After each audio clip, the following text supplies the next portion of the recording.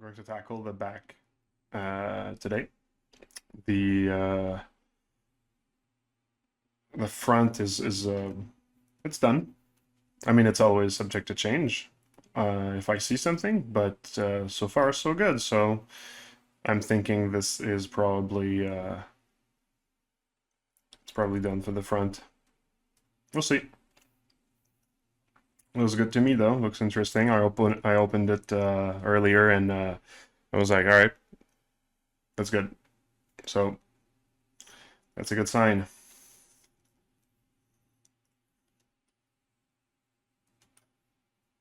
How's the sound for everyone?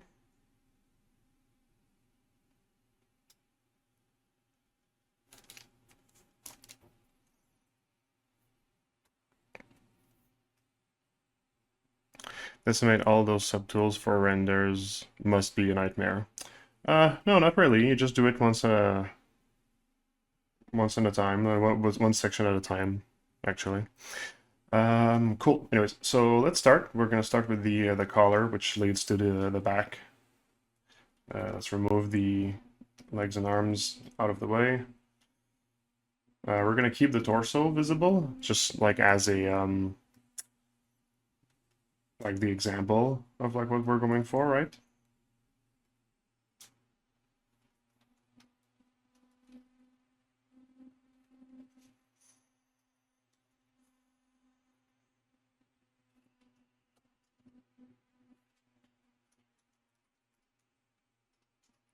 So we're already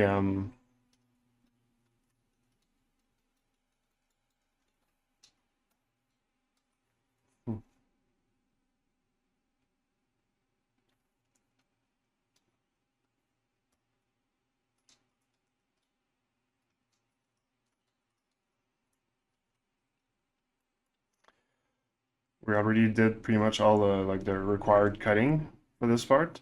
I'm just thinking that maybe we can add a little something because I just think that this section here could be like divided. So I think I'm gonna go for a like something that cuts this piece like in half in this area. And I'm not sure if I want to go for just like a simple like cavity. Or maybe I do.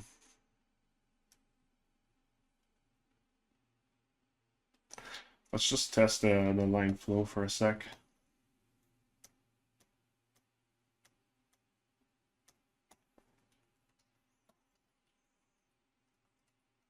Like I'm thinking of doing something like um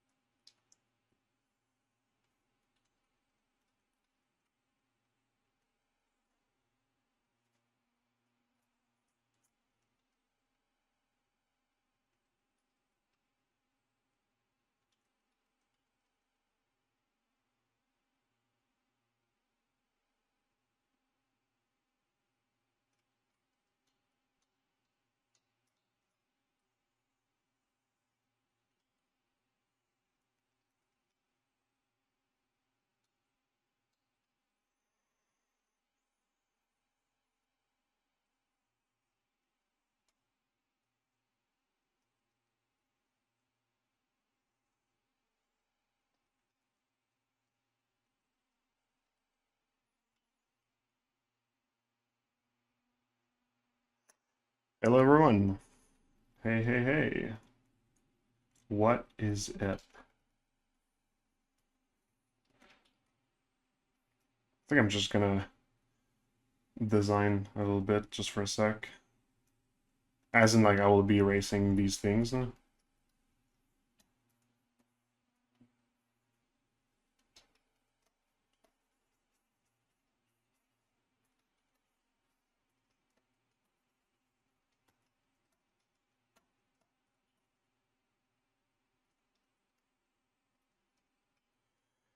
Hello from France, I love your work. Ben, merci beaucoup. J'apprécie les beaux commentaires.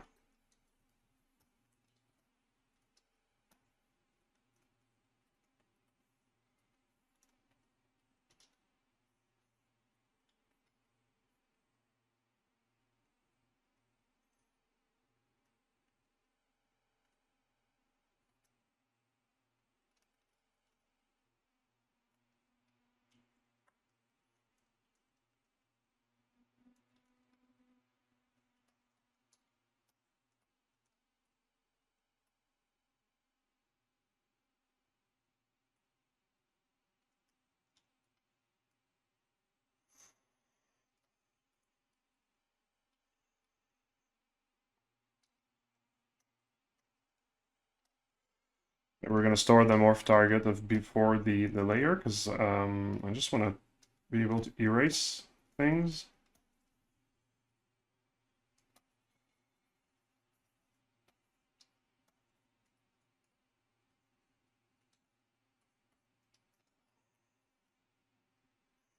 Yeah, I think I prefer when it's when the line goes like here. I'm gonna even try something else for a sec.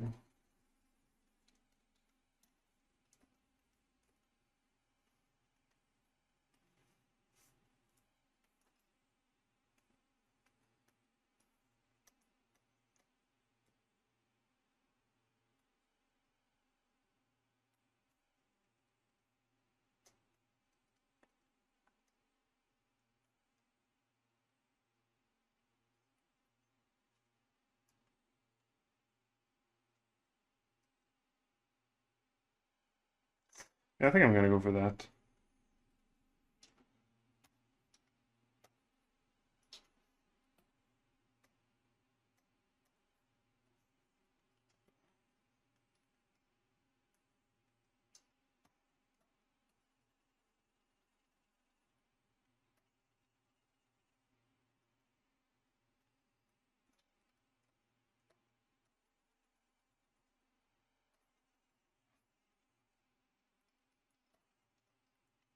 I'm gonna keep this part, just erasing the way that I did.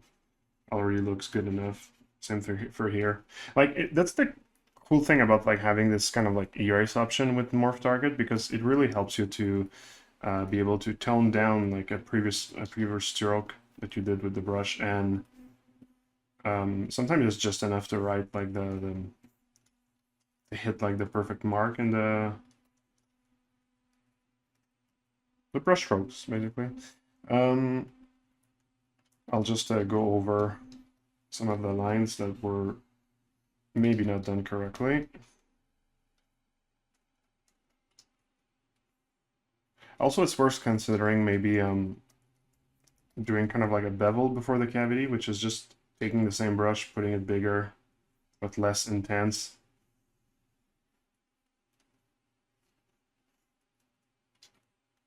Oops. And then once you have the cavity, put back the strength, reduce the radius. Maybe a bit of lazy mouse is going to help with precision.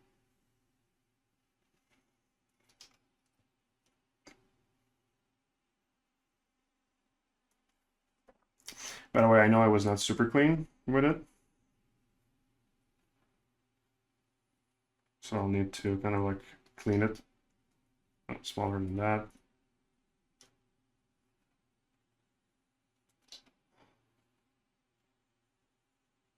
Jeez, I'm having I'm having difficulty.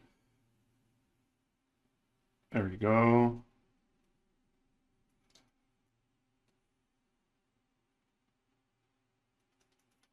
Let's say that it's good enough. It's the back anyway.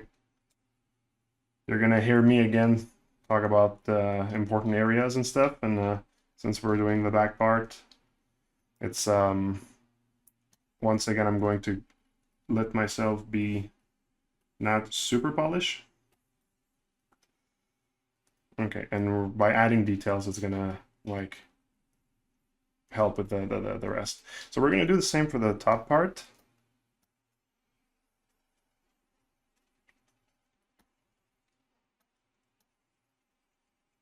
I'm gonna check the chat also in a sec.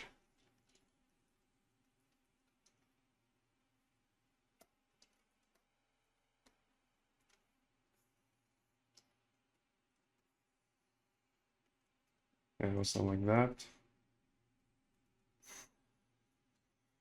that.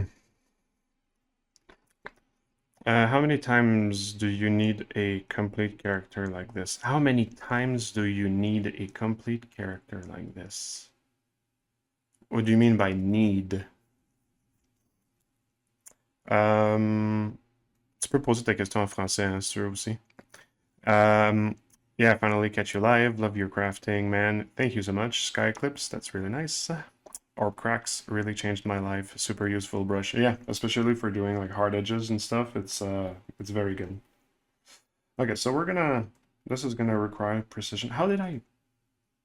Oh, I just realized if I'm going to want to have like this like really like flat like bevel thing, I'm not going to be able to pass by here easily.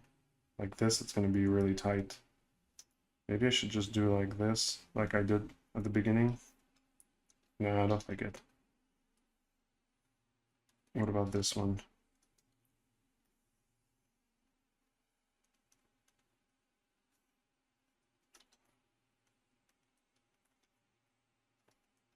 Hmm. No, the shapes are kind of like fighting with each other if I do that.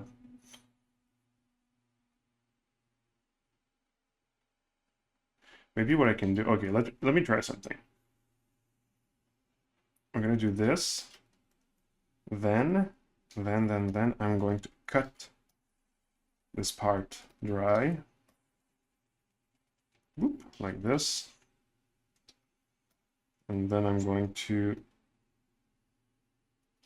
so there's going to be a line in the middle for sure. Let's try it now.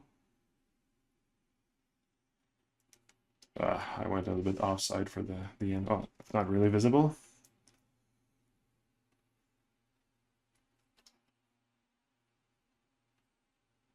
Wait.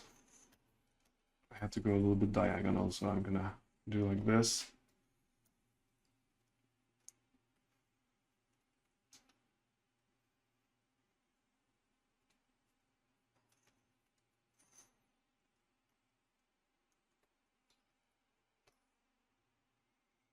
It's like this.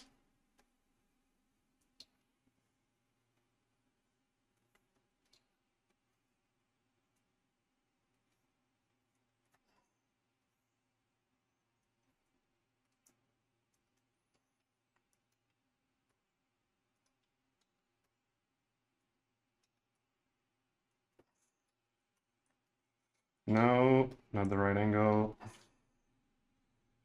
All right, should be all right.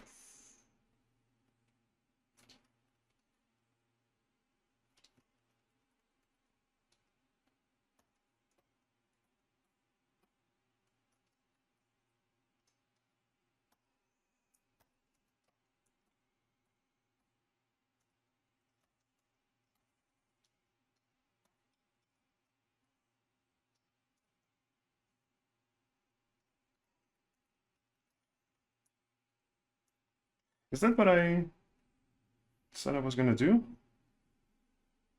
Ah, whatever. Let's just commit to that.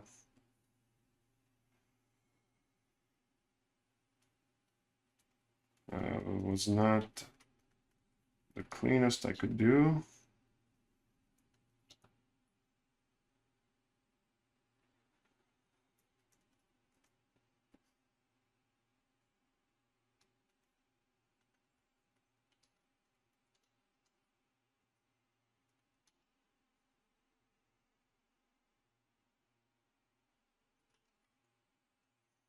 That's good.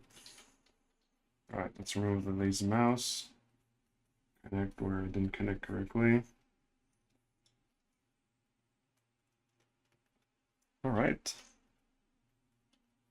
Yeah, so for those cavities, it's good. It's good like that. Here it's going to be a matter of connecting those two parts, so I'll come back to this later. Pardon, mon anglais est mauvais, t'en fais pas que ça. Je demandais combien de temps tu as besoin pour créer un cara comme ça avec la retopo. So the question is how much time it takes to do a character like this with the retopo. I don't do retopo with these characters. I'm going to render them in Keyshot. So yeah. But in terms of like doing a character like that, you can take just like the high res, let's say. Like it can take easily 3 weeks, I'd say. It's pretty complex. Between 2 and 3 weeks, if I was to really concentrate and be uninterrupted slash not owning a company. Like if I could dedicate like 8 hours per day to that character. Yeah, something like that. Oh, you know what we're gonna do? We're gonna use morph target to kind of like add some shape breaking stuff.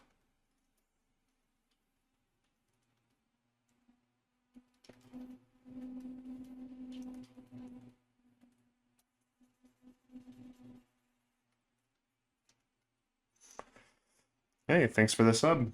Much appreciated.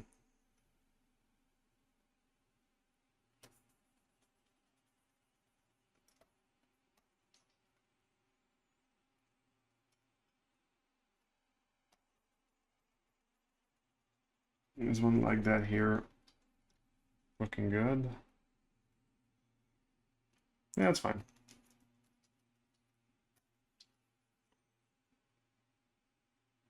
I'm gonna mix it with the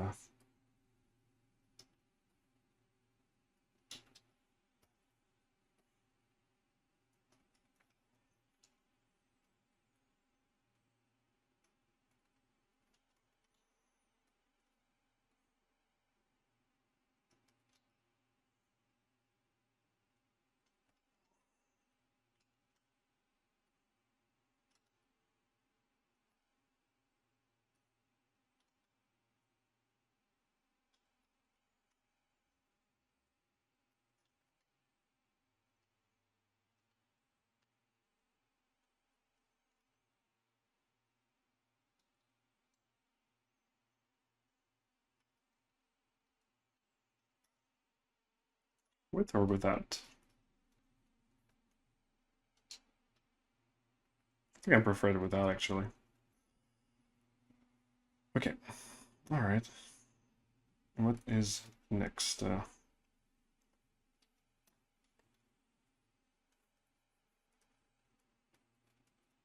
So maybe that thing here.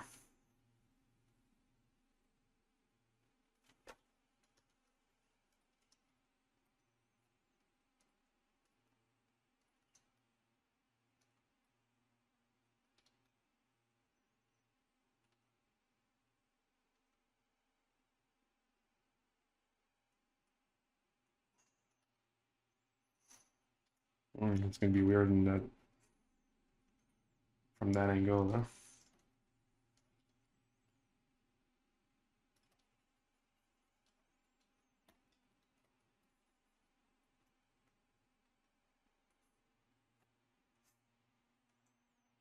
I don't know if I can hide it like that.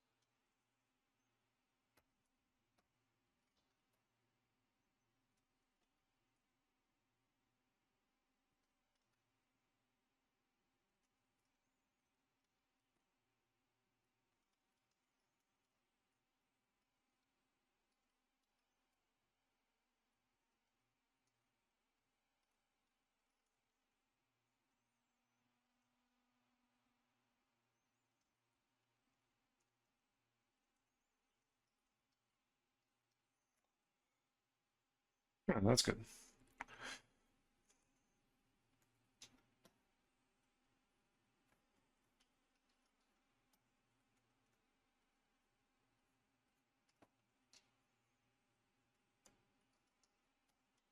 Okay, so we're gonna create the grid for this section here. Also, like there's like a wobbliness here I'm gonna get rid of, but one thing at a time.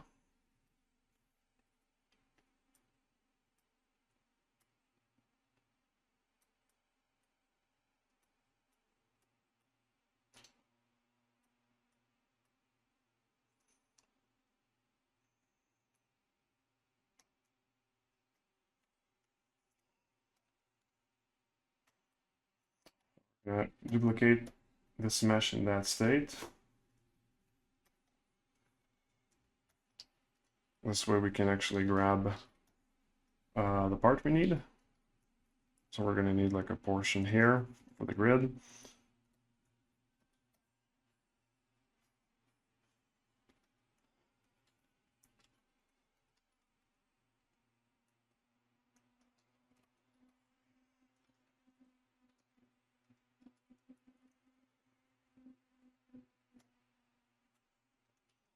So going up to here.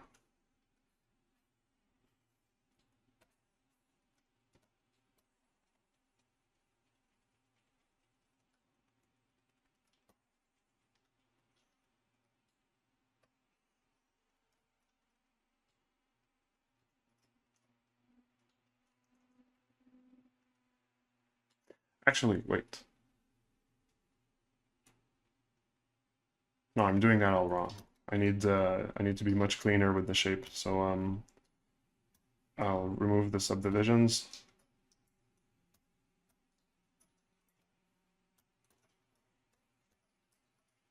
I'll just keep this here. And I'm going to need to have a more consistent topology. I can do that by hand, or I could just like Z remesh and see what it gives me, but I can also just like re-put multi-loops until they're flatter squares like this. Now question is, am I going to be able to get the same kind of like grid pattern? I feel like these squares are a little bit too big, maybe, compared to like, yeah. You know what, I'll try to do a Z remesh.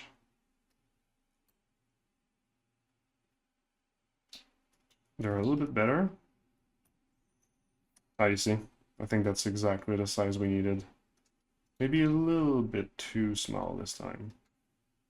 Let's go to this one.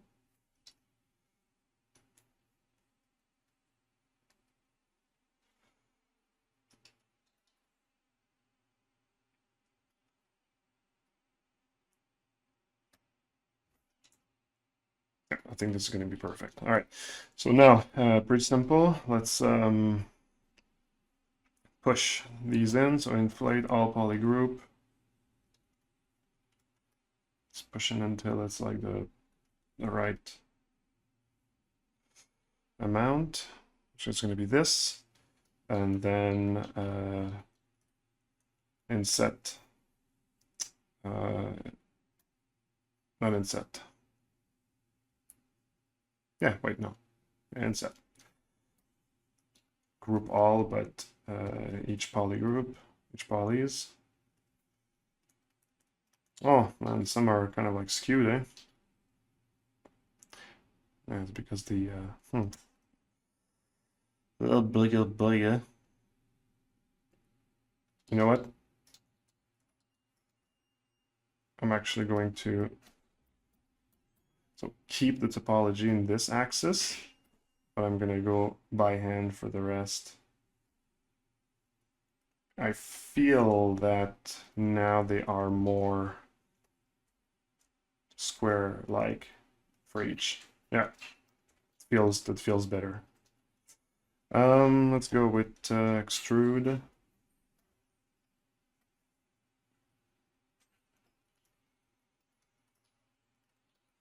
And subdivide. And yep, we have about the same size for both, so it's pretty cool. Now I'm just going to give it the same poly groups.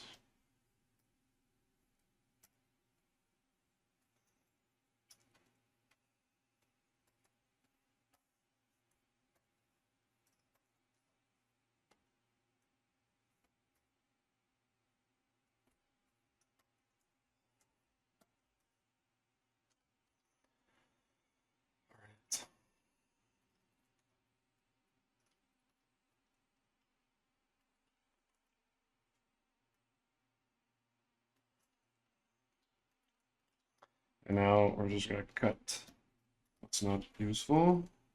There we go. And we're good.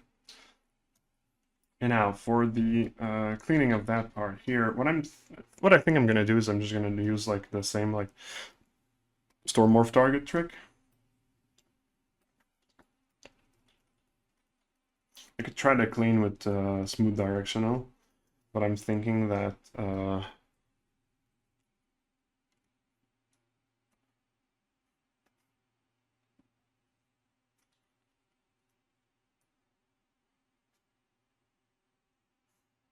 like with like an added detail like that, it's gonna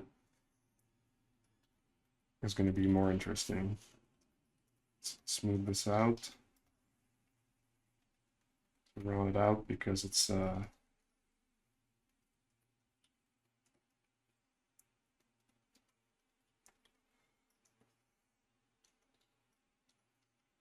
let's check smooth directional for this side. Yeah, smooth directional is sometimes like almost works like magic, huh? Just to smooth things out a bit. It's probably not enough though, so I'm gonna try to clean with edge polish the sides a little bit. I can even like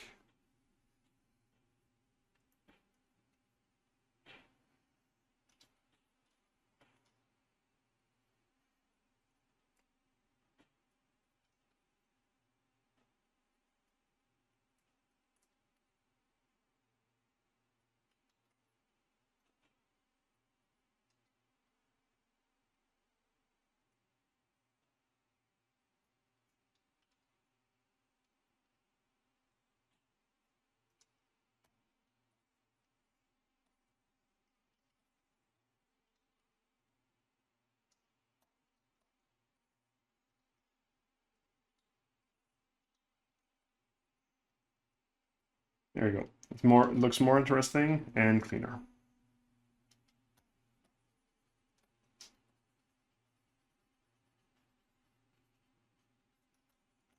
We're not even gonna see here, but whatever.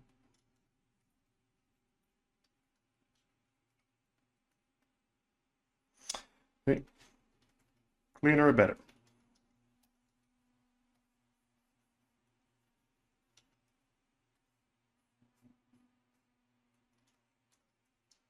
That's useless.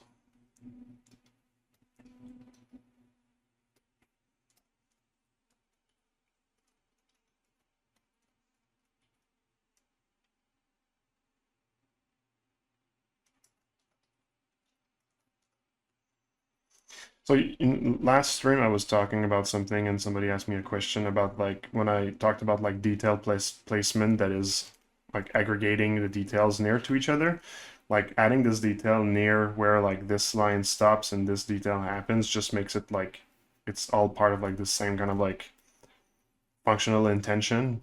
So this is like another example of that.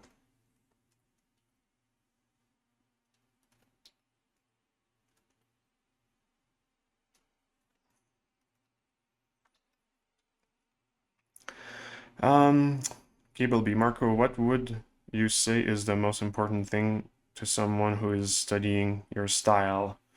Most important, I don't know. I think like as I say, it's really important to know like anatomy, that sort of stuff. It's kind of a it's a biomechanical thing, the body. So you can learn a lot like with just like movement and stuff, and so that's not wasted to learn anatomy, even for my stuff. The other thing would be visual language, I would say. And then the third one would be learning how to clean your mesh and be just like, well, just yeah, learning methods to make your mesh look clean. That's because it's one of the most important visual language of mechanical stuff.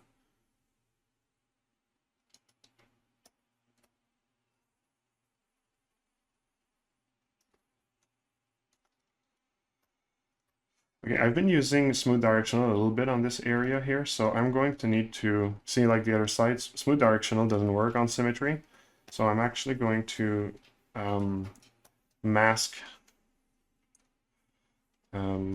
everywhere that I want to be identical, and I'm going to smart resim everything.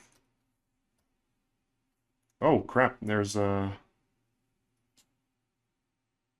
I think the object is not even fully symmetrical.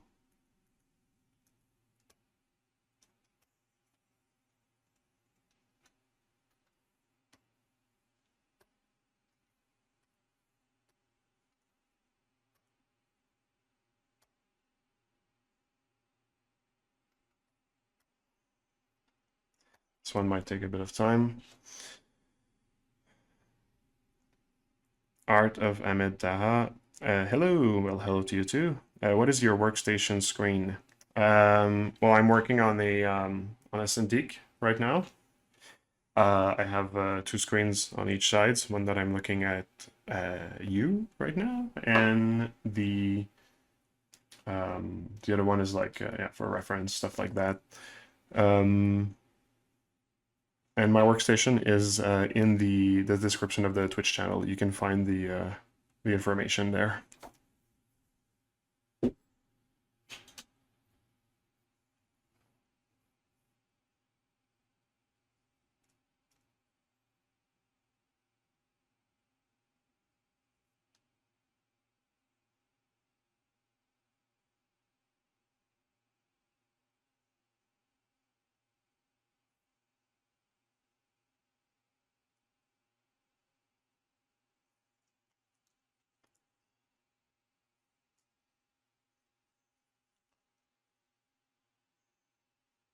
Yeah, it's taking a lot of time to resymmetrize, whatever this part. No?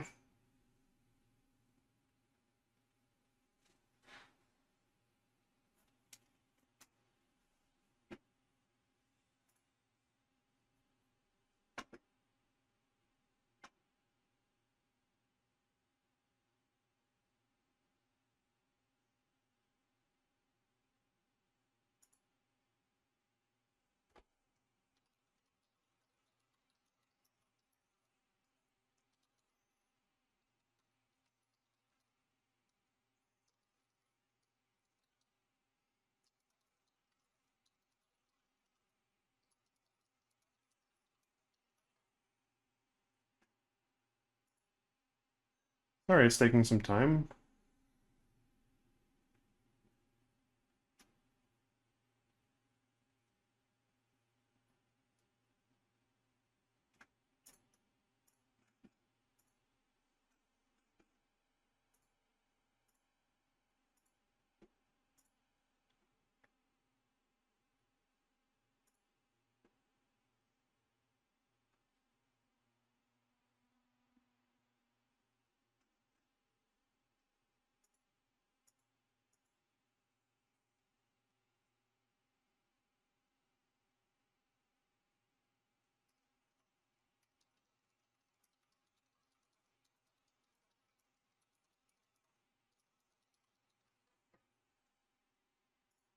All right, we're done.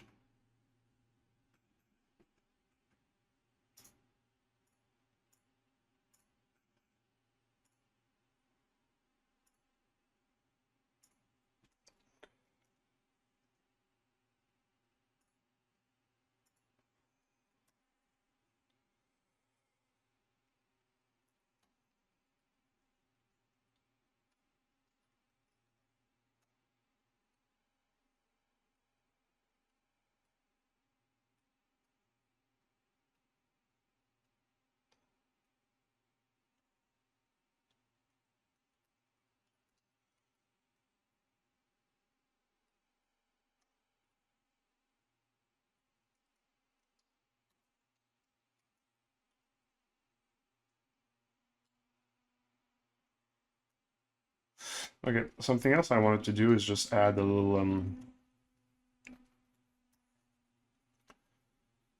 strip of metal here somewhere near like the connector. So I feel like this part also needs like some details to connect with like the details of the plug. So that's what we're gonna do right there. And then I think we're gonna go for smaller detail and call it done for this part. So once again, duplicate this part here. I'm gonna delete the layers on the duplicated part. I'm actually going to use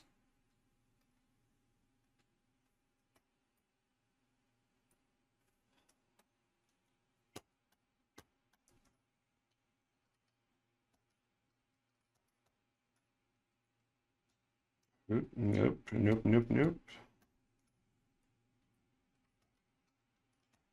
What's happening?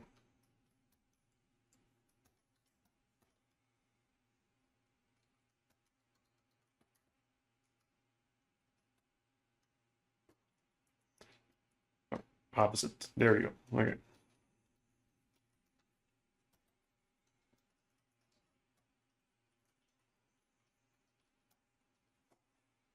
And we're gonna just like inflate in this part. It's weird though, because it doesn't feel like it's following the topology.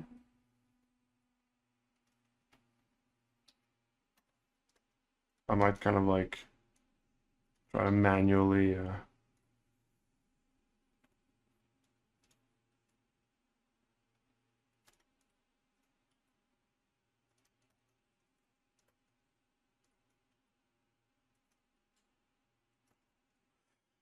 it's gonna be a little bit cleaner this way, I think. So let's push it in. Let's give it a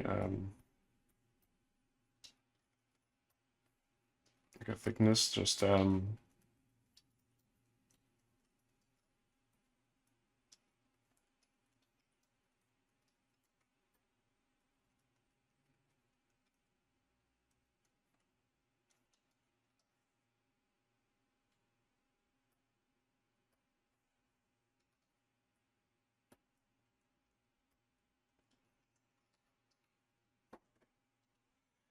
let's just use creases for this. It's gonna be much more simple. Just like that. And now this part I'll like push this part inward.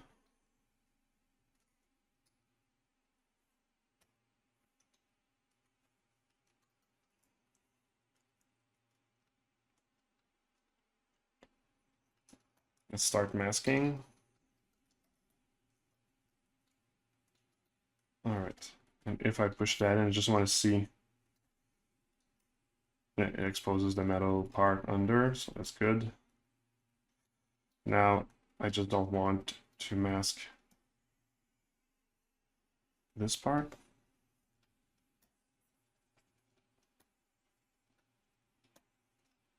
There we go.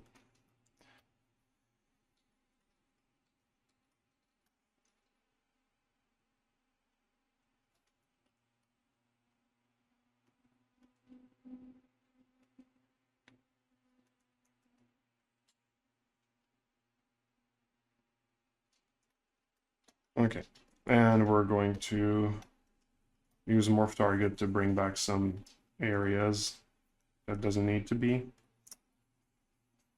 hidden.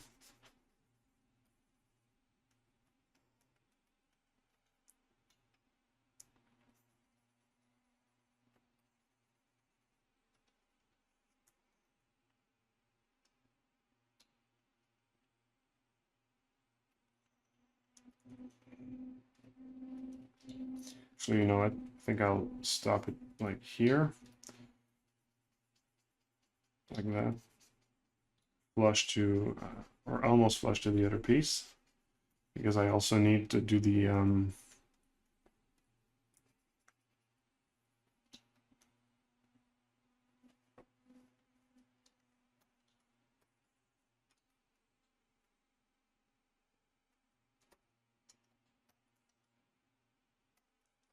to do kind of like the hole that connects that piece here.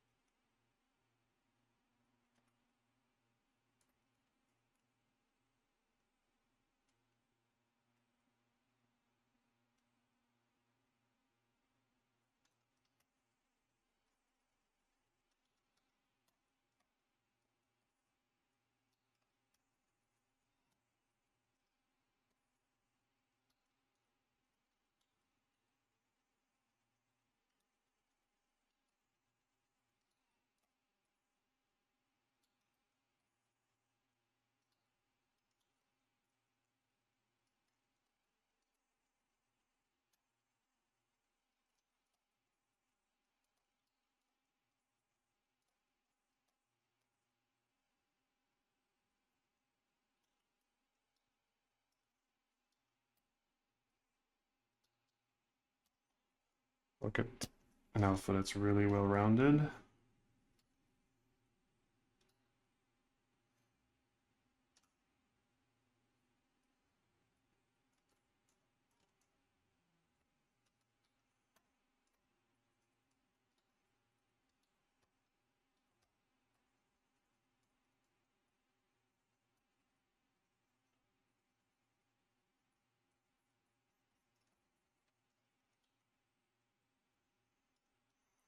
Yeah, that'll be good. Just need to push this metal part inside.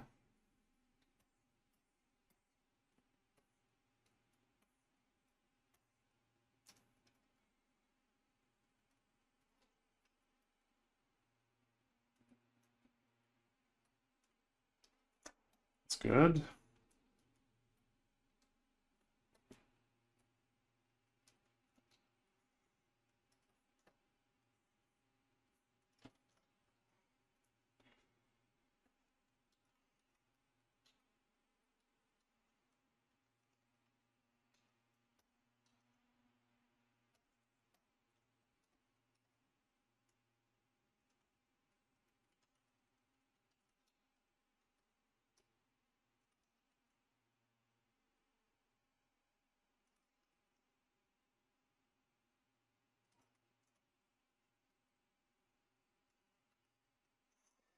So now this part looks like, well, like it looks like it's adjusted to really like connect with those things just because we've added like the details on this section here. So that's good. I think I'll try to add this kind of like detail here. It's kind of like already the shape of things.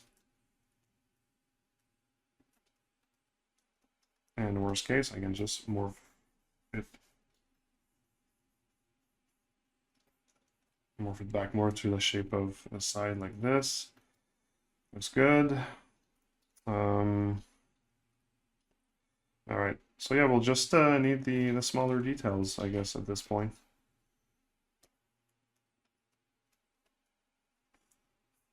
Oops.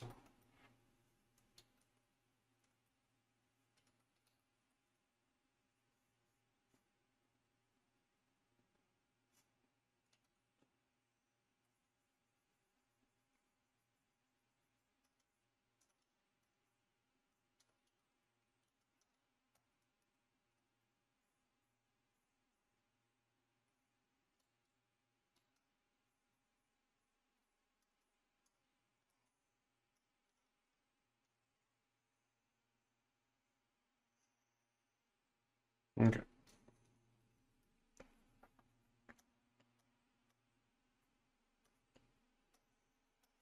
All right, let's go for one last pass of details. I have the same minus the Cintiq GPU. I can agree you need to be smart with ZBrush experience, I guess. Yes, the amount of like subtools that I keep, like there's a certain logic in how much like polygons I let my mesh have, because I know at some point, like I know where it starts to get slow. Also sometimes just the feel of it, like I know when it's too slow for me to really like focus correctly, so I'll do like changes if I need to do at this point, either by splitting the mesh on another Z tool, that sort of stuff, or but I mean I'm trying to always be like economic with my Z tool, like my subtool. Like I'll never divide if I don't need it. And my definition of needing it is just kind of like knowing in advance, like what's the purpose at the end to be printed, how big will it be printed, to do renders, how close am I going to do my renders, that sort of stuff.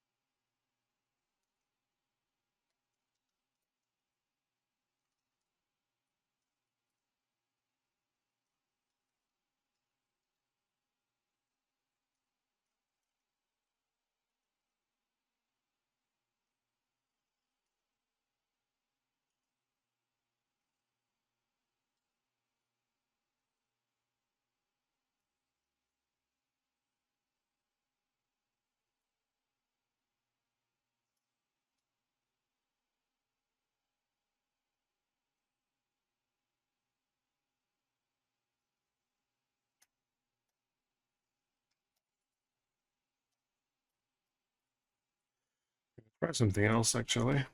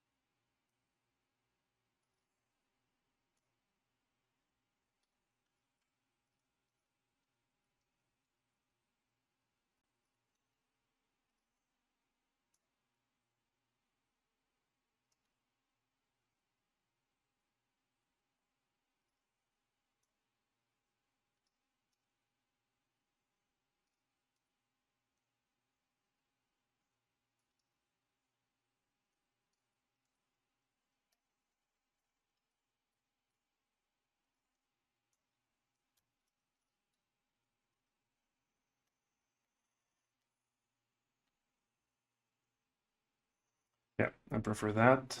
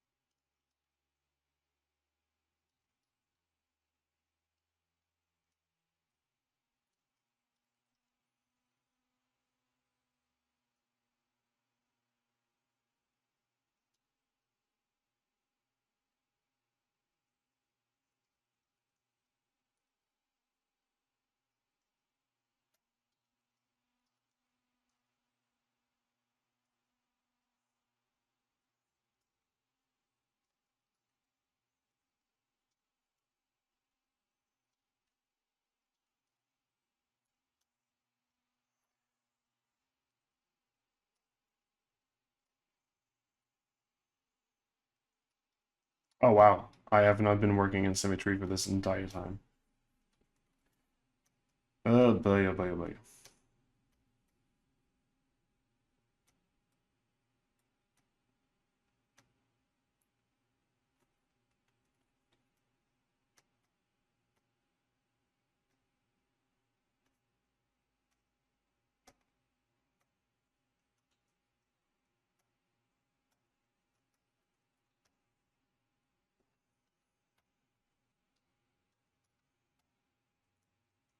Okay, I'll start the smart resim, and I know it's going to take me a minute or something, and I'm just going to go make myself a little coffee. In the meantime, I'll be right back.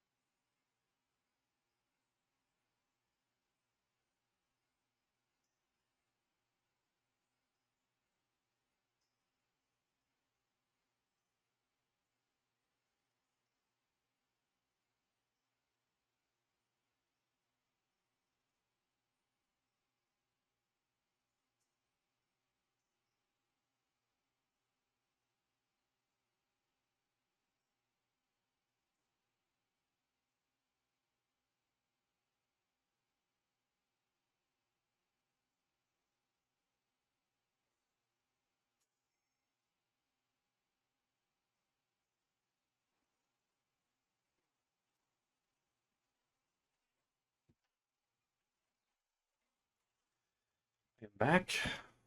I am back, and the thing is not done yet. Can't say I'm surprised.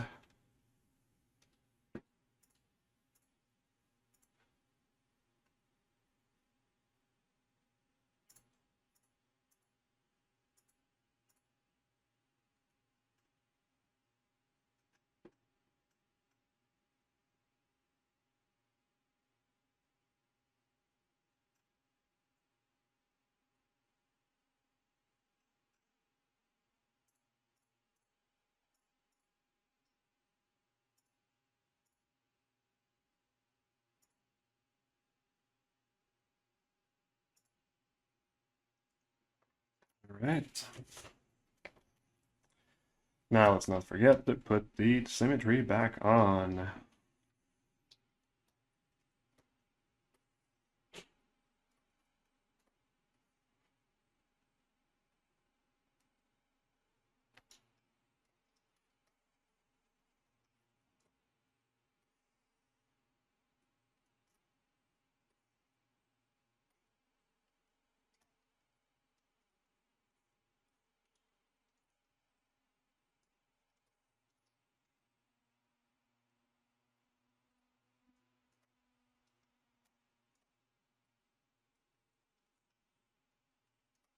This is going to be how both are going to be connecting. I'm going to be adding some details later. For the moment, it's fine like that.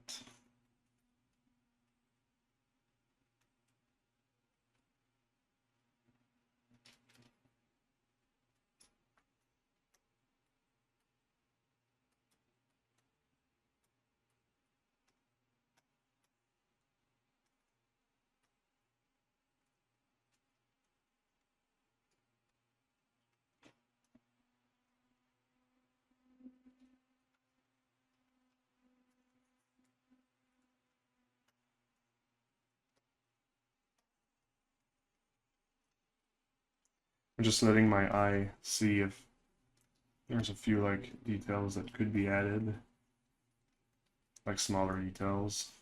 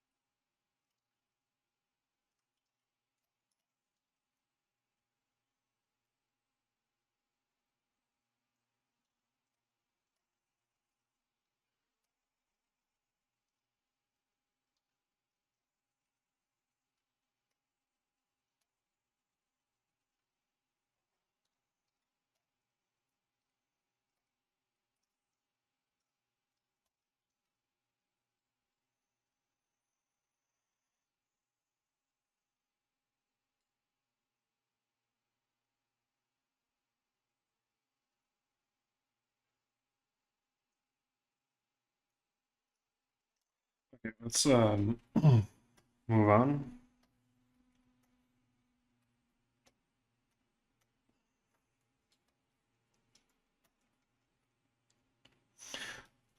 So in trying to make my files lower, I try to reduce the amount of layers that I have. Really try to figure out like if I really do need to keep all or some of my layers. Always deleting the morph target as well. And there you go. So now for this part here, let's save also.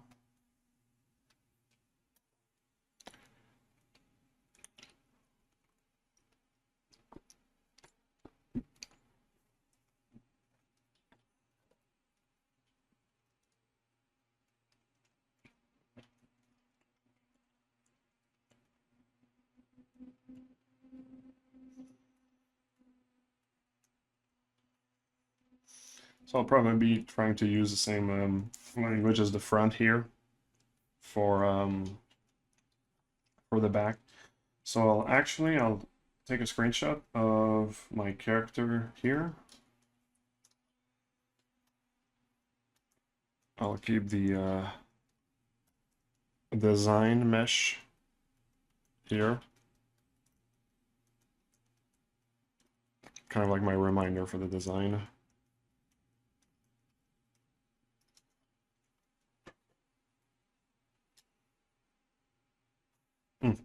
Actually, I should do the opposite.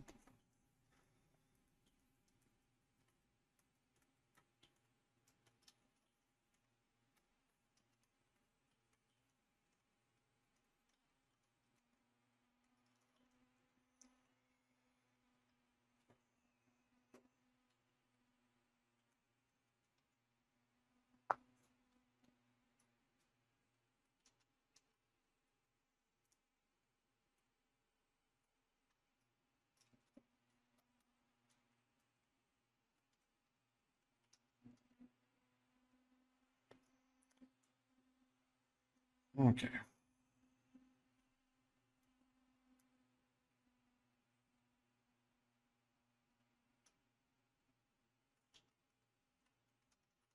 I'm going to commit to these level of subdivisions. They were dynamic, that's why I'm saying that. And I'm going to see if I cannot like round off a few parts because it's really cubic for the moment.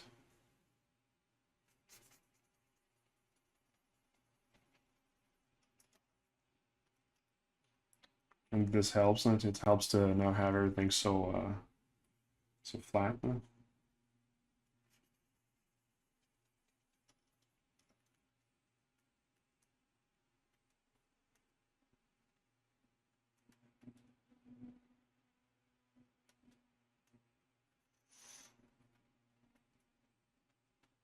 Like even like just rounding these parts already, I feel brings like a little of richness to the shape, to the edges.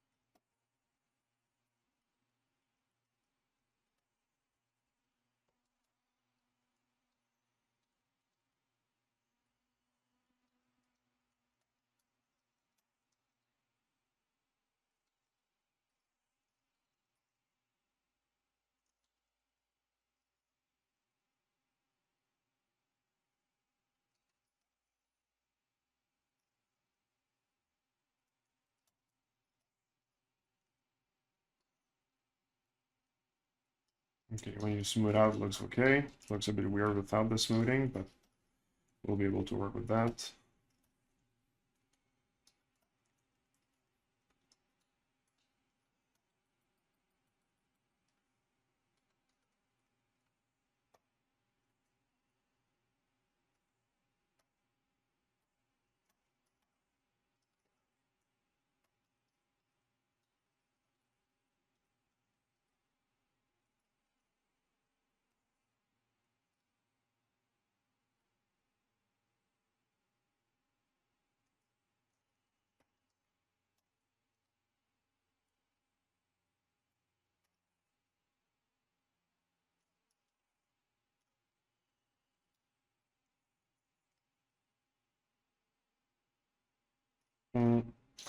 I know. I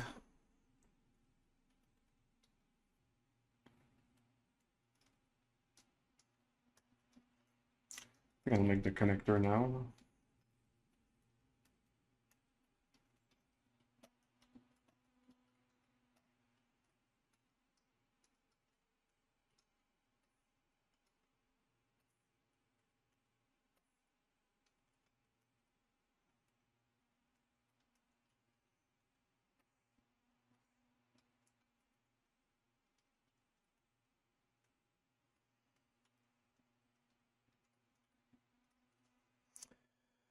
Hey Marco, how are you doing? Doing good, Shiva? I hope you're doing good as well. Subdued, first time catching the stream live. I really love the way you do hard surface straight on ZBrush. Blows my mind. Cool, man. Awesome. I'm happy to be able to provide you with a new way of doing things full of wonder and mystery. I hope I can provide answers as well.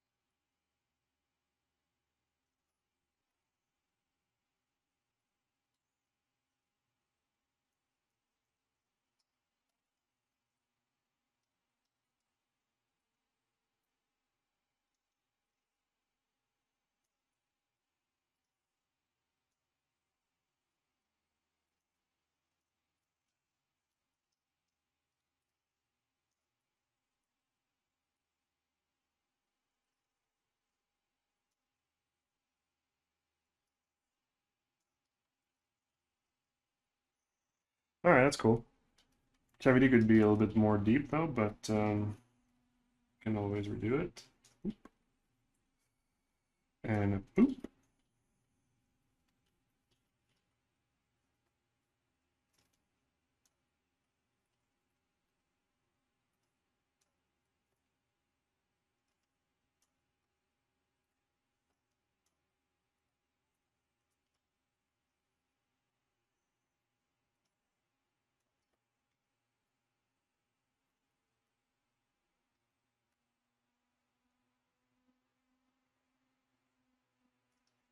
Actually, like, let's make this part more interesting instead of just following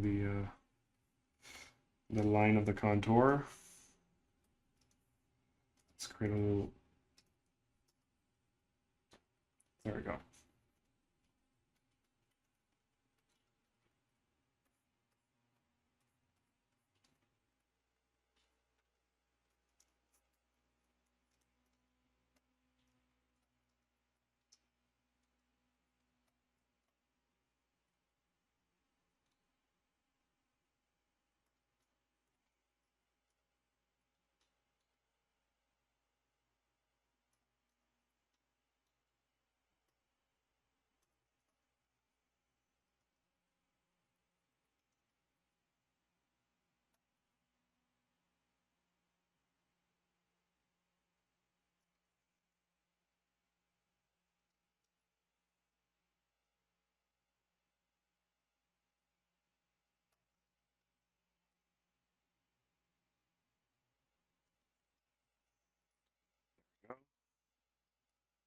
Good enough.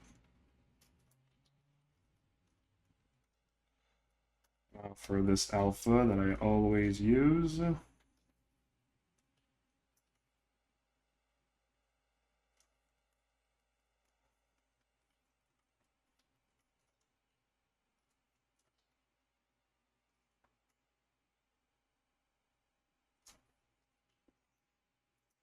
It's a bit too much. Also too deep.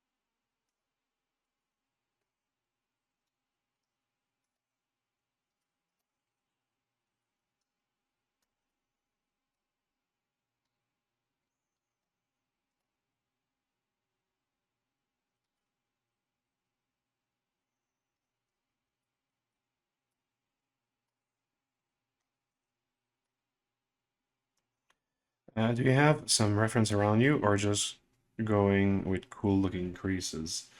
Um, well, I mean, I've been repeating a pattern on my character already, so I'm just, yeah, repeating something I've been doing for a little while now. This is why I have my character on the left here. It's just, like, to remember for sake of homogeneity. But at the same time, I've been doing this character for so long now. Okay, granted, I just work on it 2 hours per week, but like I pretty much know like what I'm doing at that point now. Also, I've been doing this kind of a stuff for years, so there's like a pattern at some point that repeats, right?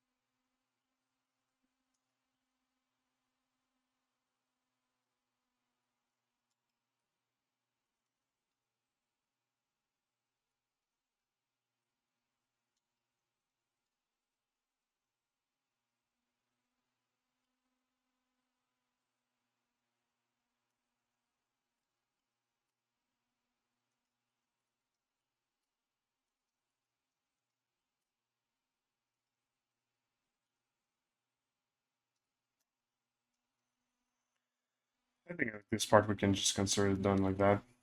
Enough detail, looks good enough.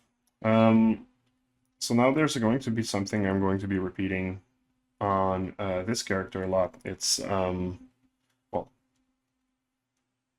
like those tubes here. Like it's going there, I'm going to have a lot of them.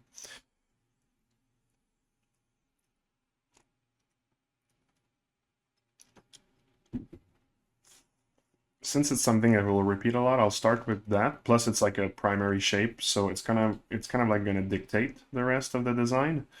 Since like a primary shape. Okay, so here's the idea. Um, like a primary shape is kind of like not really an object that you cannot change the shape of it slightly. You need to like to commit to a primary shape if you're using one. Like if it's a sphere and you kind of like stretch it a little bit, it's just not going to look good. Like it needs to be like in quotes perfect. Same for like other shapes. The circle is the most prominent, I'd say. Um, Other shapes, other primary shapes, you can maybe skew them like a little bit. Sometimes you won't see it, but anyways, you have to be careful. That being said, it's a really, really strong shape because of that as well. I don't know if it's because of that, but like I see a correlation. And when you have those shapes on your character, sometimes you're gonna want to make sure that like if you're going to try to fit things together, that there's one that's kind of like the boss, if you want. And for me, like primary shapes like that, I feel that they are the boss. They are like the shapes that are going to be inspired around it. So if you look at the back of the character here, um, you have the cylinder here, which is a circle. You got one here, and then like stuff is connecting them in the middle. And you see that they don't fit right now, right? But if I'm going to have to cut a piece or change the shape of a piece to fit with another one, I'd rather the circles stay like untouched as much as possible, right? And therefore, that's why I start by shapes like that, let's say. I hope that makes sense.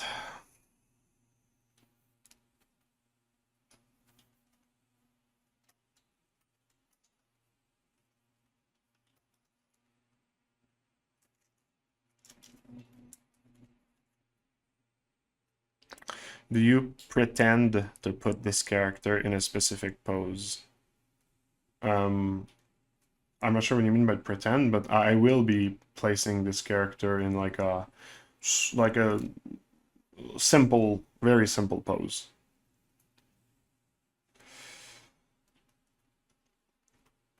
Oh yeah, and the circle will also be repeated like here, so yeah. Um, and for like pieces like that, like these kind of like circle and stuff, this is where I tend to use like IMM sometimes, stuff that I find. Um, I don't know for this character if I've been using like a.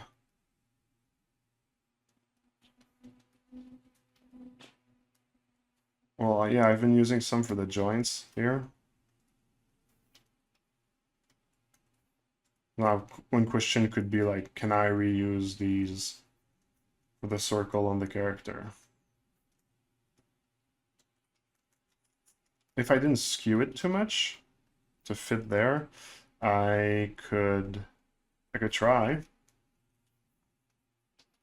a bit of recycling.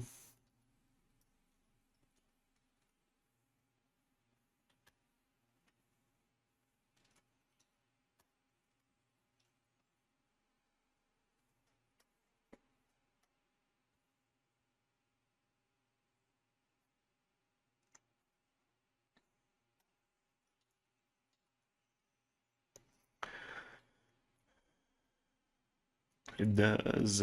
Good, good, good.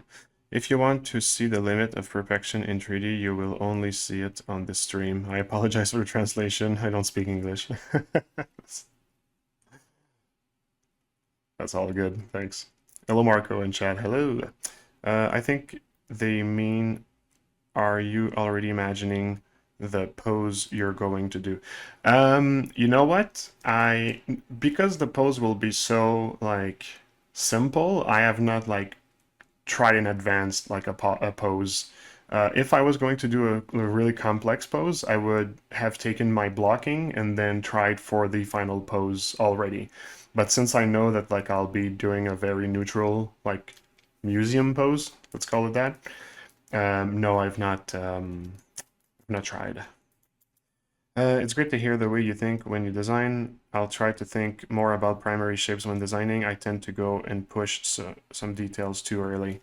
Um, yeah, I'd say details is another subject, but if you try to just like get all of your shapes already without taking into consideration maybe like the primary shapes and stuff, you might be missing out on something maybe. Or at the very least, this like idea of primary shapes and stuff, like I'm sure it will help in some way.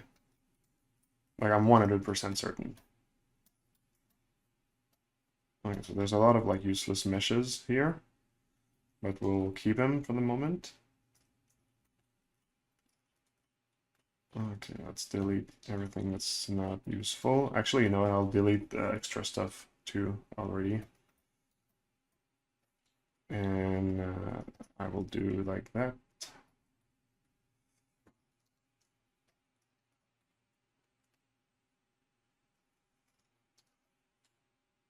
Which should be alright, I guess. Okay. Now this piece is not centered, so we'll need to recenter it. And to recenter it, we'll need another little trick. I'll start by kind of like just like doing it, like eyeballing it.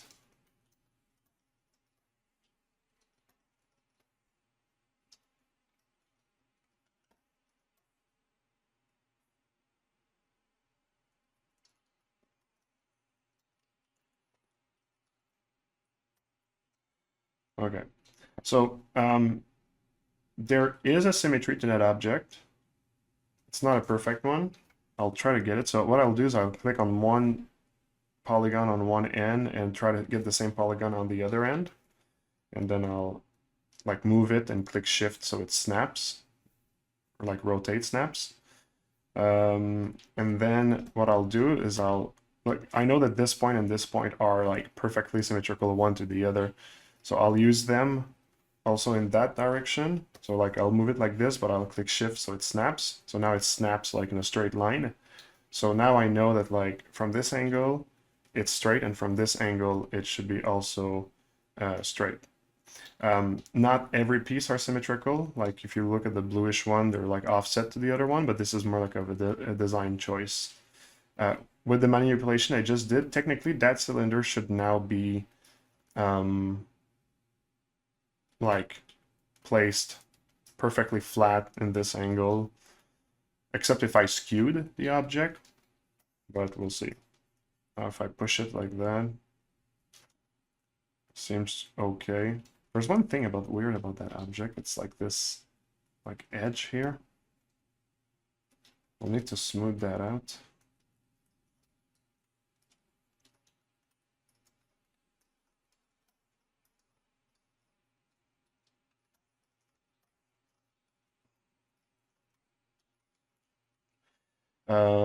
And for that, I'll try to use the transpose line by control dragging clicking. And now I got this. I'll just hide the rest. I'll try to see if it polishes, if I can get rid of it with polish, which I hardly can, but it's getting there. Okay, we got there. Okay. And now the last thing is it symmetrical to the center? Oh, wait, did I messed up my mesh? Why is it? Oh, it's weird.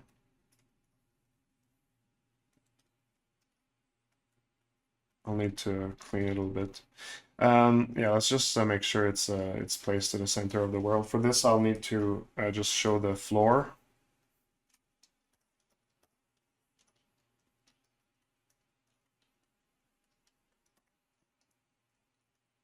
Kind of like I know I've been using this point for the center, so I'll just like place it as much as possible there.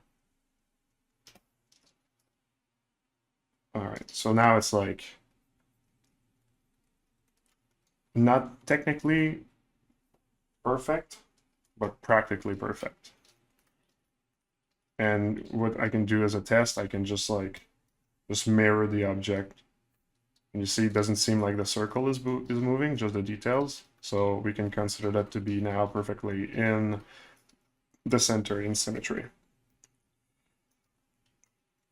And now I'll just fix.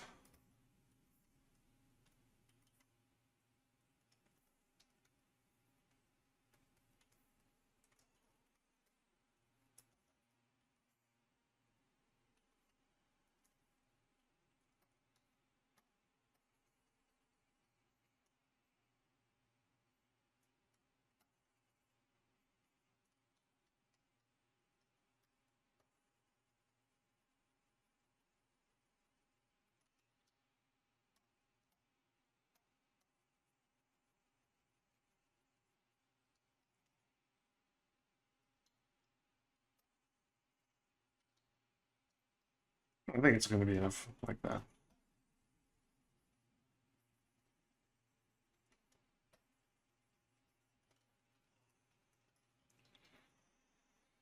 Okay, all right.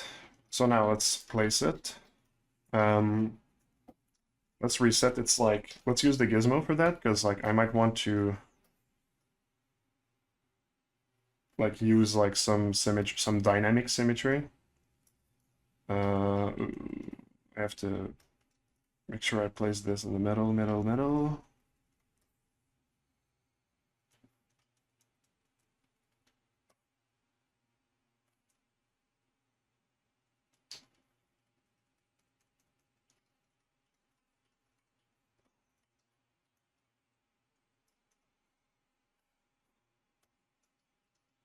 Okay, all right.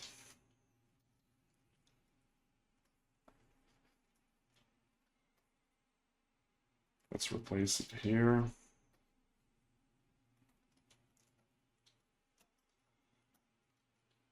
It's hard to see. They're all the same color.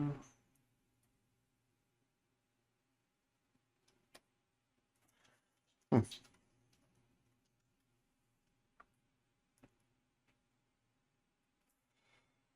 Yeah, my object is not perfectly straight. It's like tapering in some areas and such. I have to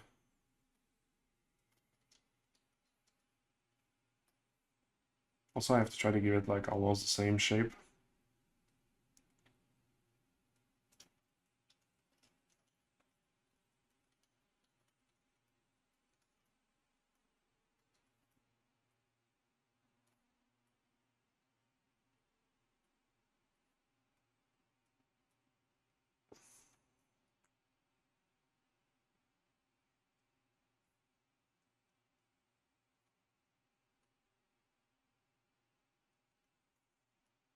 All right, I think this is as close as it's going to get. So we're gonna keep it like that. I'm going to delete this object. So yeah, of course, there's going to be something to do about the space here. I'm gonna start also by giving it some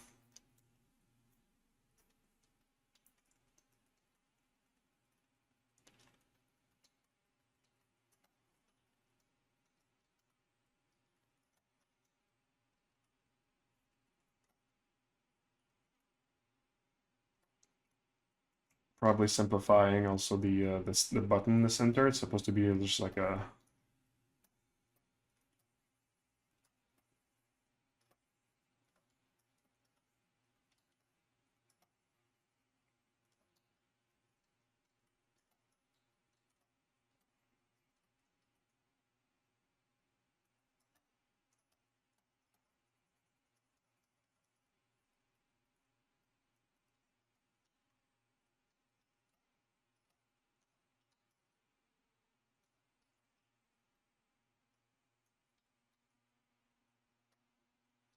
we go. Let's see what the chat says. Oh no, sorry. Nothing more in the chat, so we're all good.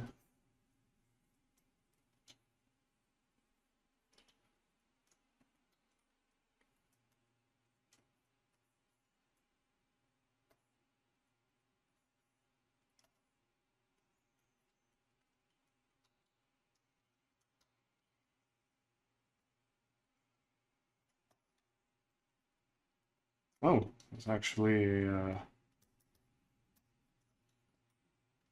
no, wait. I'm gonna select the border this way. If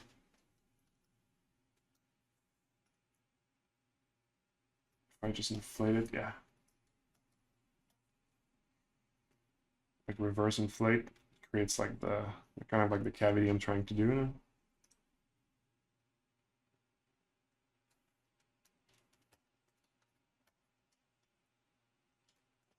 Okay.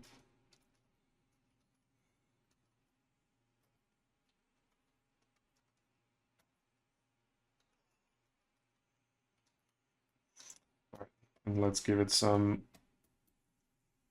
other colors like the bright metal. And let's use paint by polygroup. So we're kind of like getting the entire polygroup at once.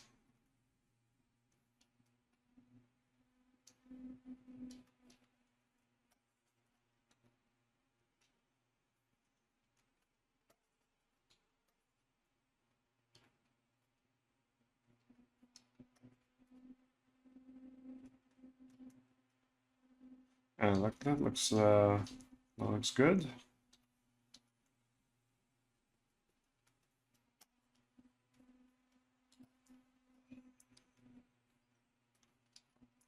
And finally the bright red.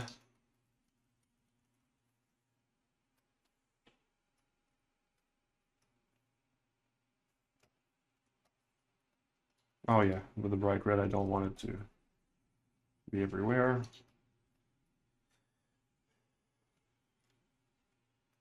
Also, I think I'm gonna need to split it into like another mesh at some point, but for the moment, let's just use this. Oops. It's kind of like bleeding on the rest. I don't want that. Let's be a little bit more precise.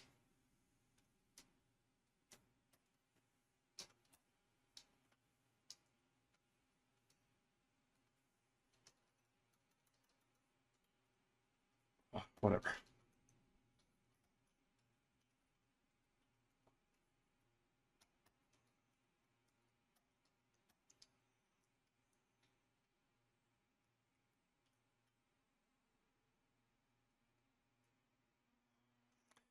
When going for more complex pose, do you sculpt straight in pose? No. Like I said, I'm doing the blocking, and well, I mean, okay, no, I get why you asked the question. Sorry. Um, I will pose the character in blocking first, then I will analyze everything that I can do in symmetry on the character, and then whatever is not in symmetry, I will pose straight in pose. This way, when I pose my character, some parts are already going to be symmetrical, and everything that was like bent, I'll rework it. I'll try to not bend anything when I pose, right? Sometimes I pose like one part at a time, and yeah, and the anatomical parts, those are like changing a lot when you're posed. So those sometimes I'll do them more in a just straight in the sculpt. But I'll at least have like the blocking as a base, maybe for the anatomy and that sort of stuff. But none of the polish will be done in symmetry for the parts that I know are gonna bend and change a lot, at least. All right, so we got this here. Now we're missing something like around it to just have more details. Random question about your studio. Does Chaos Mason have artists around the world or just locally in France? No, it's all around the world. We don't have more artists in France than other countries as well. Andres, hi master. Well, hello to you. Con cool. This is the process for collectibles you usually do then.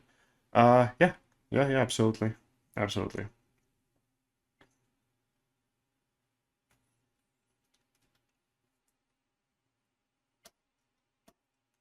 Okay, so for the cylinder around this, how shall I proceed? Because it's going to be, I'm going to need like one that I can change to fit for like this one and this one as well.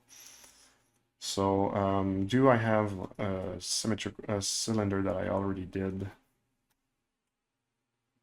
that I can just like snatch?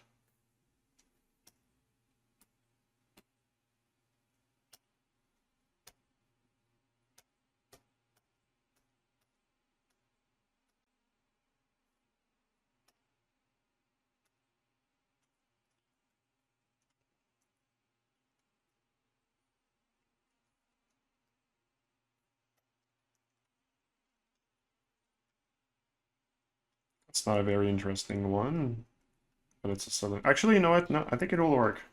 Let's uh, let's give him a chance.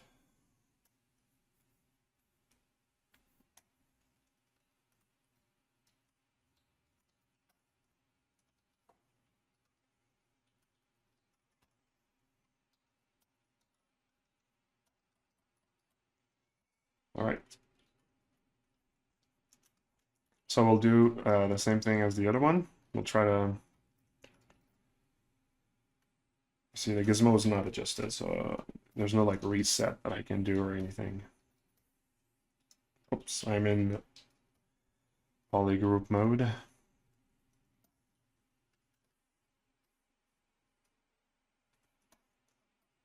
gonna start to do it by hand. Let's put it in the middle of the scene. Like that. Is there a... Yeah, there's no like symmetrical on the on the x-axis. So, but let's just try to have it like be like this top part here anyway. So now to make this thing more straight, let's go back to the one of the lowest level of subdivision. It's going to be easier to snap on vertices. Let's place in the middle, move and shift, then move and shift.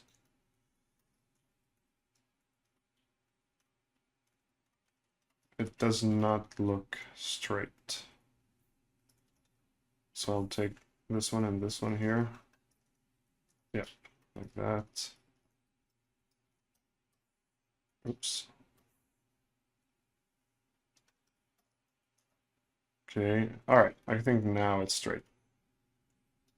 I just need to have it in the middle of the scene.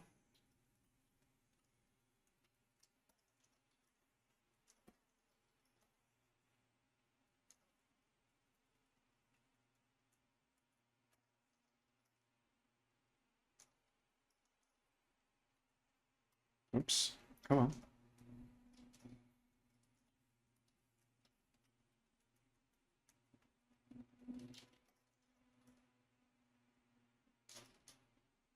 There you go.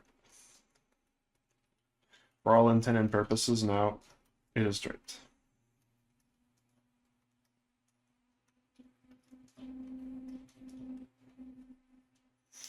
So to be able to match it really well with the other one, maybe it would have been better if I had it in the same object. So I'll do that now, kind of like match them. This one I will duplicate it, because what I want to do is I want to be able to put this one back where it was. And I got the gizmo, so like I know how to make it like perfectly symmetrical, because I can snap it back to its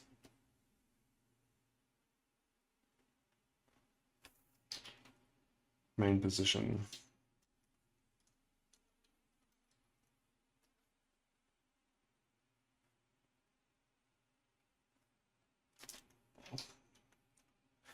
So for some of it, I'll need to have this object much bigger. For this one here, it's not as big. And for this one, there's like an extension added to it.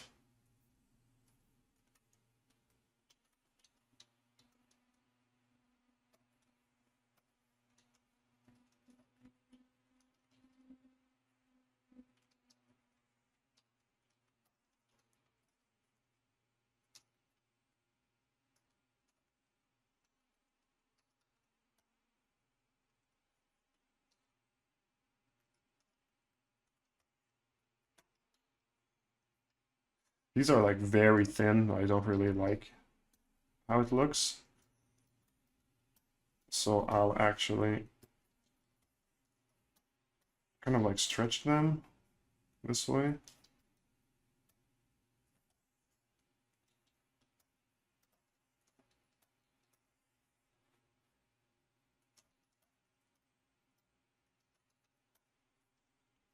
Still looks good.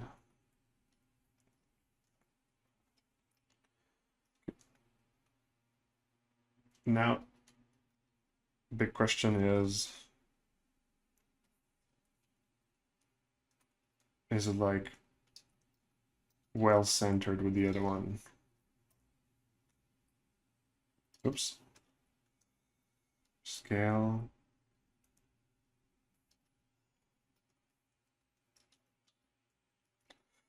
No, it doesn't look. All right, like I'm just following like the line here and checking if it's like even everywhere. Now it looks even everywhere. Okay, so now I know that it's like they're well centered one to the other.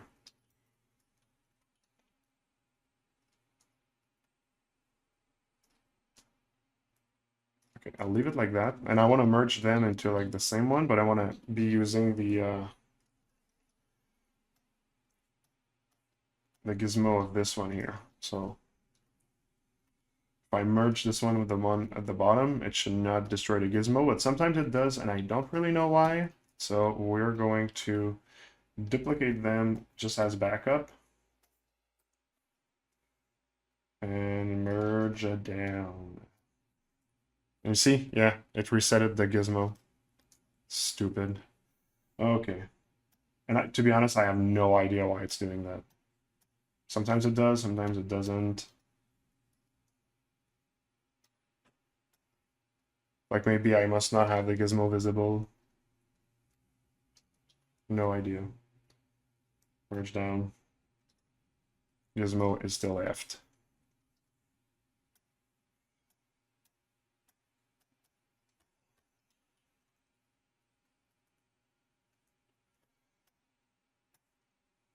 Maybe it's because it's trying to do some reconstruct subdivision. Now the lower subtool is supposed to actually like change its gizmo to the one above. So I'll try to not have any reconstruct subdivision happening. Okay, you see it stayed.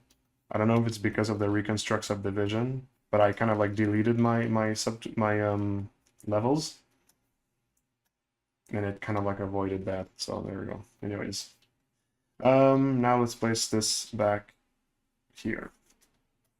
So we're just gonna eyeball it.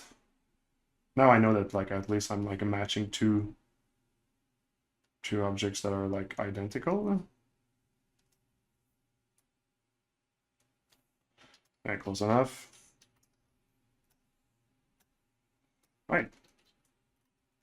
So you see now it fits to the end here. That's good. I'm going to just have to incorporate them with these shapes, and it's going to be good enough. A bit high in frequency of detail, maybe, compared to the rest. But let's run with that anyway. I mean, I could also do this. Let's just duplicate it.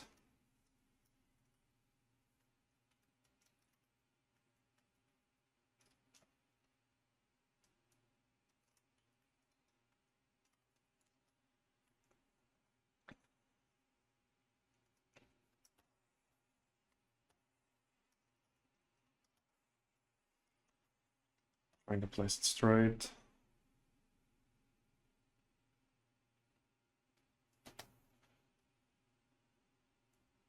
Can mask this part.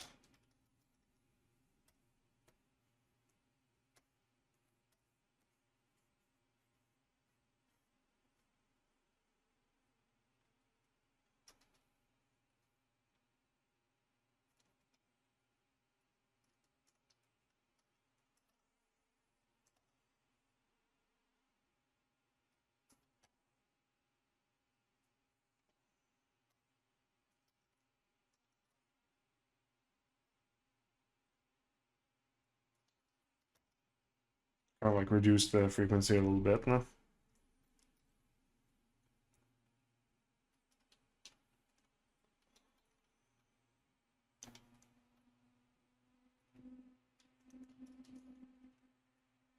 All right. So now I'll take the other ones.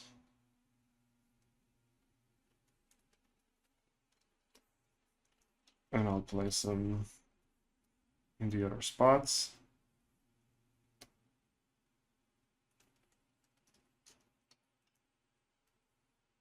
And it's like totally valid to copy paste because it's going to serve us well in terms of echoing, which is that is a visual language, for example. And echoing is the idea of just having like shapes that repeats that kind of like make it look as if everything is like fits together, for lack of a better word.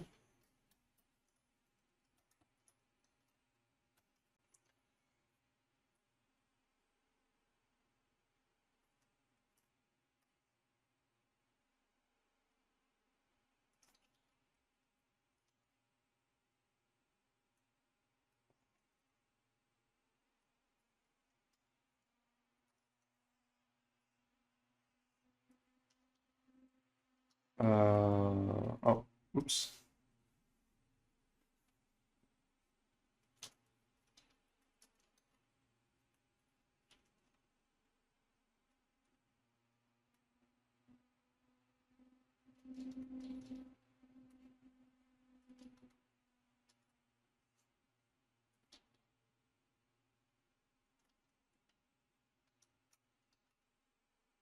There we go.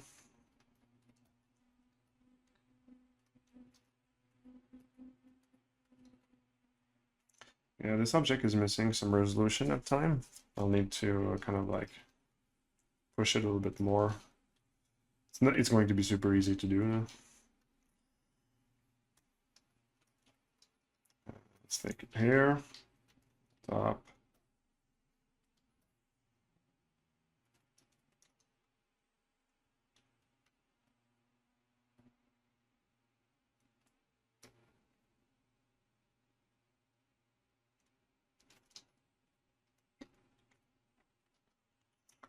All right, so that's as good as going to be for this part. Oh, and I'll delete this thing here, and also this thing here. And I'll also be using the same circles for here, but this is going to be hidden by the arms when they're going to be placed, like the back arms anyway, so it's not like a big deal, right?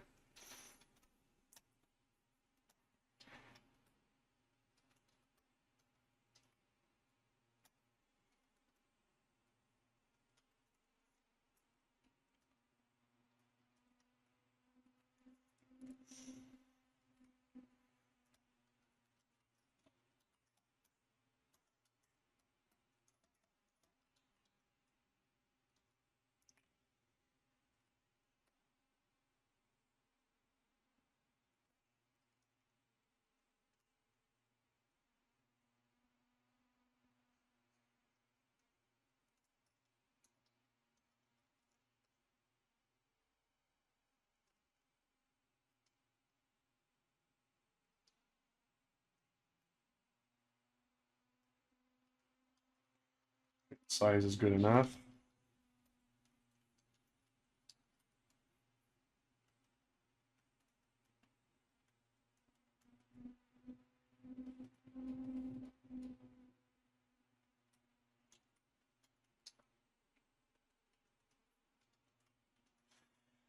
Question is, should I just have this be like a different mesh, or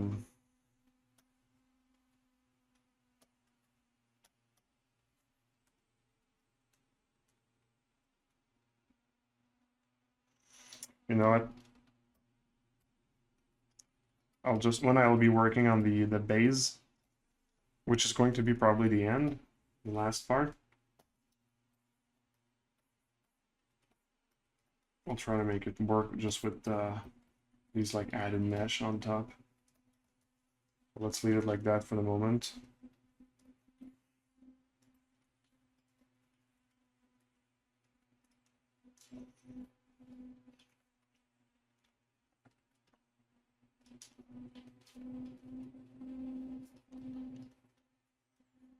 Okay, we're at the 2 hour mark, so I'll just place the things at the back here, and next stream we'll focus on the last parts here.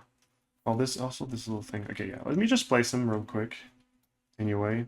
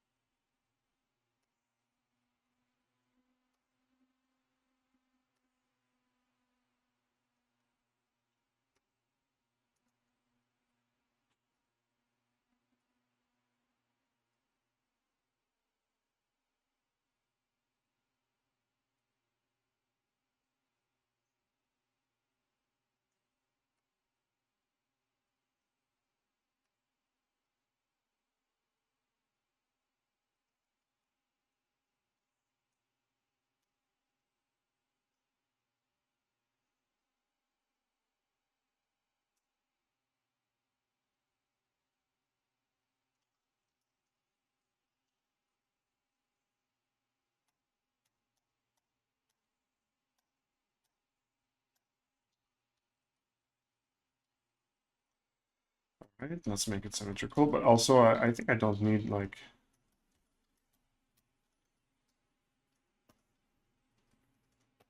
yeah, I don't need this object at the back, so I'll delete it.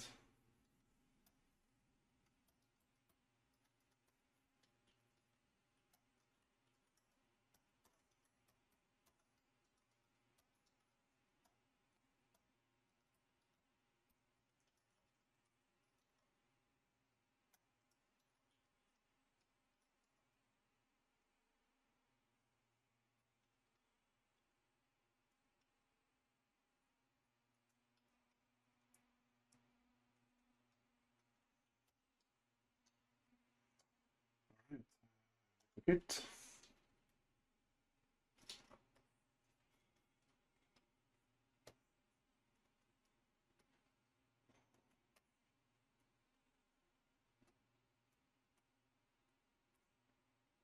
Well, this one I'm gonna need to make it bigger.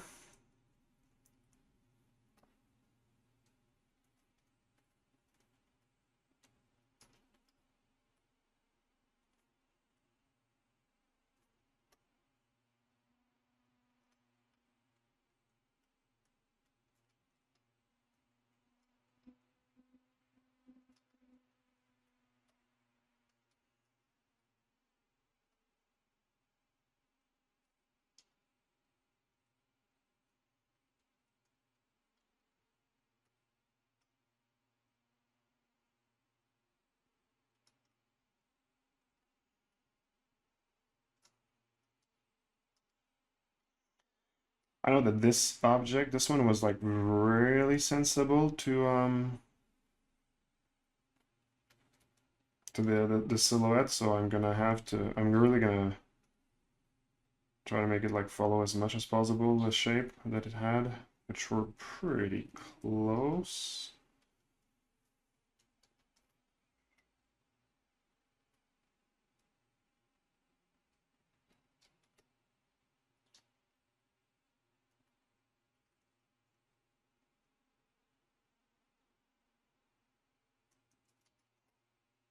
The bottom one is pretty flush. It's just the top one I still need to configure.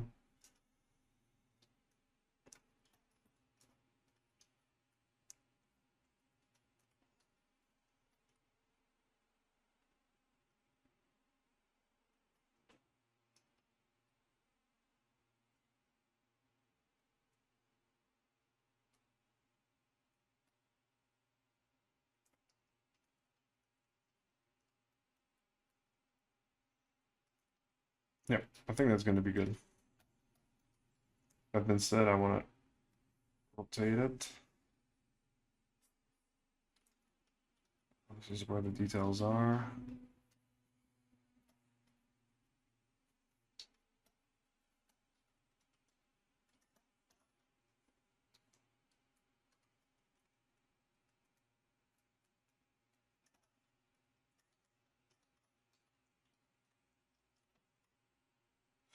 I don't know if it's going to be too much details for this part but we're gonna need to add the leg to figure this out.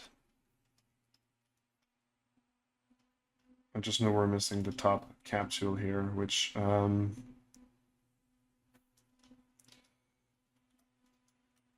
wonder if I can just like extrude maybe part of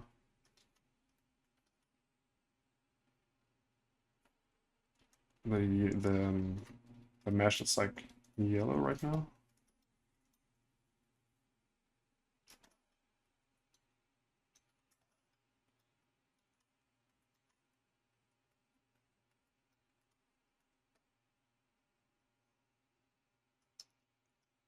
Try to select it with like a circle selection.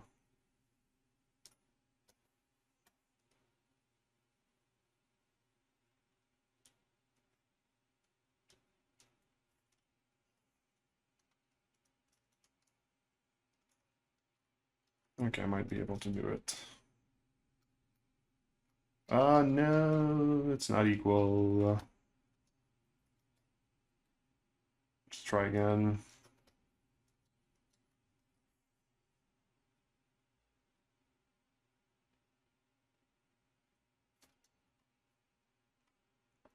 No, almost, but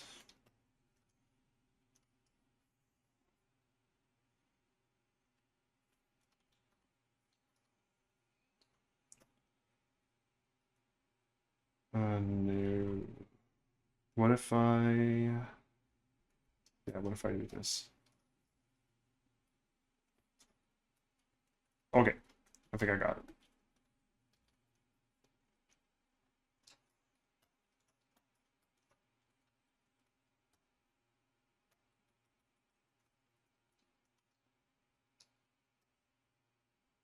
I dragged something I didn't want to.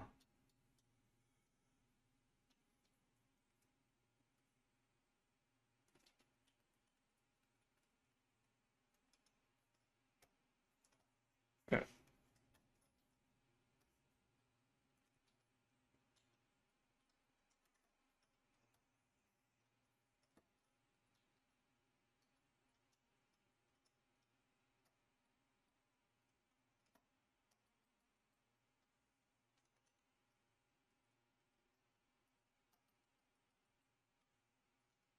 It's really hard to just do that with selections.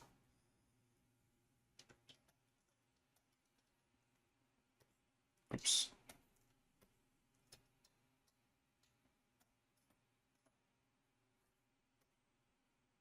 Okay, all right.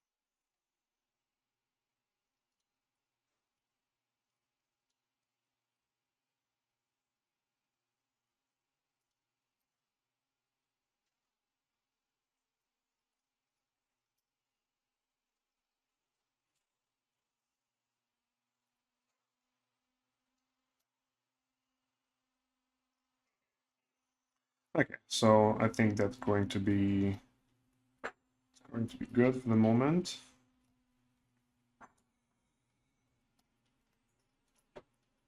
What's going on? Oh, okay, right. Okay, so the areas that are in red are the areas that I'm going to work on next time. So there's going to be like this like bridge section here between like those cylinders. A lot of it is going to be just do some like underlayer sculpt, basically like hard surface stuff that doesn't really like matter. That just connects like pieces together. But yeah, this is what we're going to do. What we're gonna do. What we're gonna do. So we got this here. That's what we got so far. We're gonna be missing the arms at the back as well at the end, but it's good. It's getting there. At least for the torso, we're gonna be almost done with the torso soon, so it's pretty cool.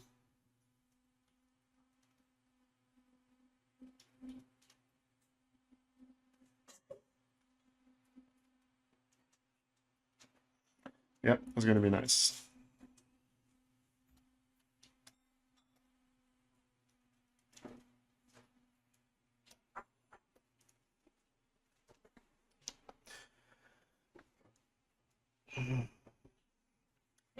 Let's just check the chat real quick. Are you working with the anti-aliasing on, like the AA button? No, no, no. It's not. It's just the normal viewport. I'm not sure if this is the reason, but it might be the gizmo position. Okay, yeah, that I read earlier. I'm coming up on Slipgate vibes. All right. Zevas, hi, hi, hi. Well, hello, hello, hello to you too.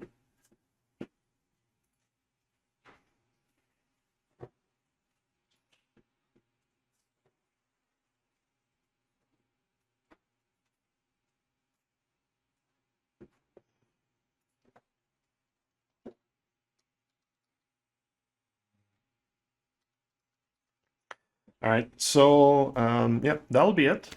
I mean, it's getting pretty, it's getting pretty detailed actually, and I'm looking at that, and yeah, I went all out on the details in some areas, but I'm happy. I'm happy of like the balance of things, the amount of detail, the um, I really let myself just explore also a little bit during that character, so um, like I'm happy what we got so far. Um, so yeah, that's pretty cool. With the back almost done as well. Like I said, it's gonna start to look pretty good. Um, and once we're done, yeah, we'll tackle either like the leg. Well, probably we'll do the legs, I guess. After that, we'll see. And like people have been asking, we're gonna have to figure out a pose for it after. But we'll see. We'll see.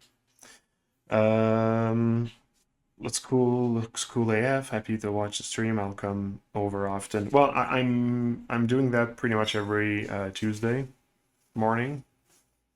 Well, morning for me in Montreal. Um, I've been absent for like a month and a half recently, but like I'm pretty sure I'll be able to be steady with the schedule for a good while. So yeah, if you wanna see more of that, just come back in a week, and we'll continue with this character. For the moment, let's go raid someone. There you go. And yeah, so thanks for coming, and I hope I'm going to be able to see you next week. Take care of yourselves.